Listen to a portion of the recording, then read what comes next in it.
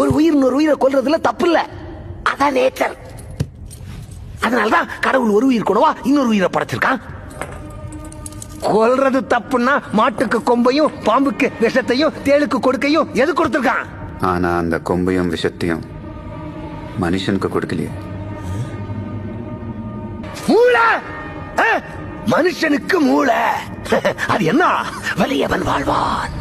வீக்கானவன்களா ஒன்னா சேர்ந்து அவன்களை காப்பாத்திக்கிறதுக்காக கொண்டு வந்ததா சட்டம். மான கொண்டா தண்டனை, ஆட கொண்டா தண்டனை இல்ல. ஏன்? மானு குறைவா இருக்கு, ஆடு அதிகமா இருக்கு. அதிகமா இருக்கிறது ஆட்டோட தப்பா? இந்த உலகத்துல ஆடை விட அதிகமா மனுஷங்க இருக்கானுங்க. அவன்களை கொண்டா என்ன தப்பு?